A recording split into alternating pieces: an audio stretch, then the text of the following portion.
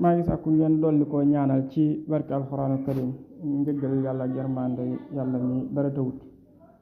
suñu waajuru góor la loolu moo taxoon ñëwuñu woon ci liggéey boobu ak léegi. asalaamaaleykum wa rahmatullah yaaram maa ngi leen di nuyu bu baax di leen jaar di leen jéggalooti di leen baalu àq ci julli gi ñu weesu di ñaan yàlla mi dara tawut mu boole ñu jéggal te nangul ñu lépp lu ñu suñu jaamu yàlla te dimbalee ñu bañ a naagu ci yërmandeem comme ni ñu ko waxee ci alquranul karim laa taqnatu min rahmatillah inna allaha yaghfiru zunuba jami'a bu loolu weesoo yàlla dafa wax lu am solo ci alquranul karim te loolu moo daloon suñu kaw moo taxoon jamono boobu bu yàgg ba léegi gisoo leen ñu def benn waxtaan bu jëm ci wàllu asraar moo xam ci wàllu tabia la wala ci wàllu étoile wala ci wàllu tur yàlla wala leneen lu mënti nekk ndax yàlla dafa wax ci alquranul karim ne kullu nafsin zaiqatil mawt waaye dellu waxaat ne kullu man alayha fan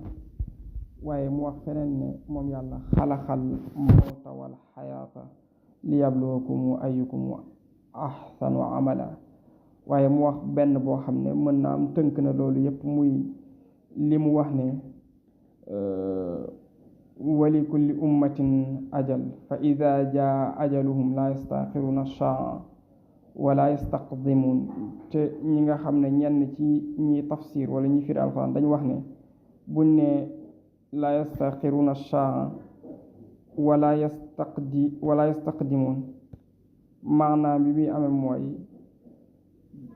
bu dig bi yegsee du avancé du arrière fi ko yàlla tënkoon rek falay daal di amee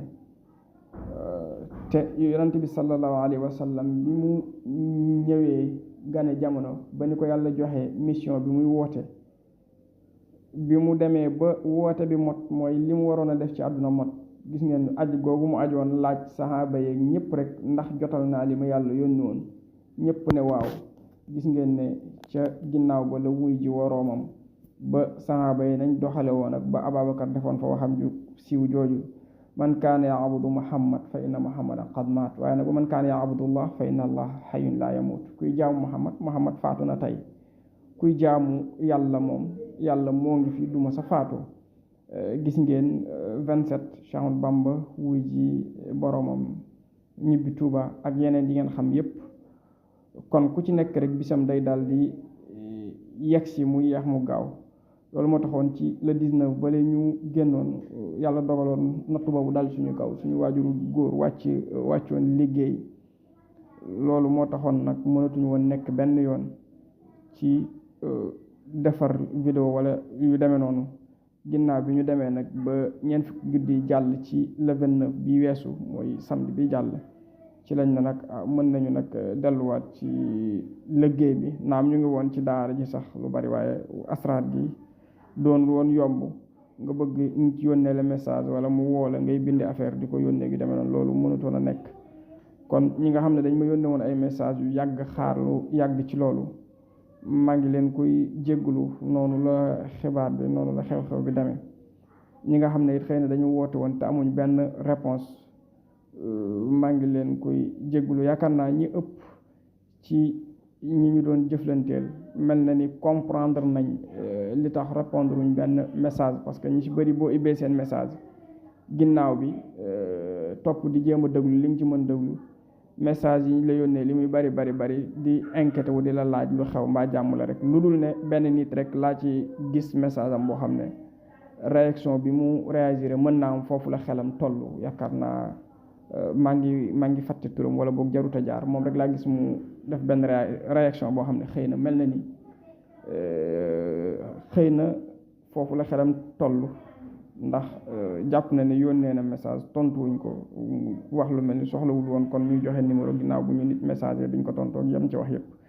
waaye yooyu moom solo si bëriwut bu ko defee kon ñu ngi leen di ñaan rek ngeen dolli ko ñaanal yërmande yàlla ci barkeb alxuraanu karim ak barke yonante bi sallallahu alayhi wa sallam ñu xam ne nag kon dinañu delluwaat ci liggéey bi ci kàttanu yàlla tey ji insha allahu taala ñu tàmbaliwaat nag lépp lu ñu doon def rek ci wàllu asraar dinañu ko continuer nañu ko daan defee suñu kéemtalaay kattan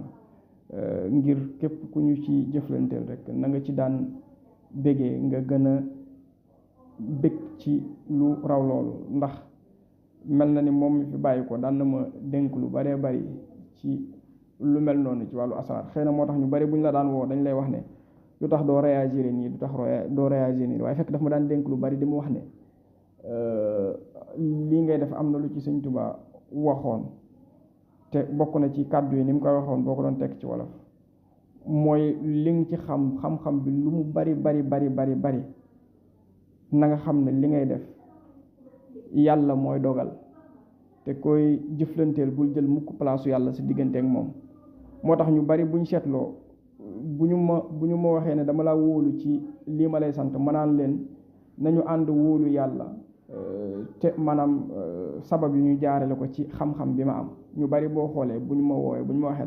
dañ maa wóolu, loolu laa leen di wax parce que kàddoom la bu ma daan wax lu bari. kon maa ngi leen di ñaan ngeen dolli ko ñaanal njéggalal yàlla suñu borom bi subhanahu wa taala, ndax rafet nañu njortu ci mbooleem ñi nga xam ne ñoo ko teewe woon ci kilifa diine wala kilifa aada yi, ñi nga xam ne daan na jëflante ak ñoom ci wet googu. te mbooleem daara wala ñaar yi ma jot a samp bokk na ci ñi nga xam ne sabab nañ ba tax ma dem ba village samp fa daara. kon ñu ngi ñaan ci barkeb alxuraan boobu ngeen ñaanal ko bu baax a baax. boo ko defee dinañu dellusiwaat ci liggéey bi tey comme ni ma ko waxee, lépp luy message bu ma nit yónnee woon te joxewuma ci woon réponse su ko mënee yeesalaat it incha allahu taala dinaa ci def sama kéemtulaay kattan. waaye daal ñu xam ne loolu rek moom moo taxoon booba ak léegi ñëwuñu woon ci waxtaan yi. asalaamaaleykum wa rahmatullah.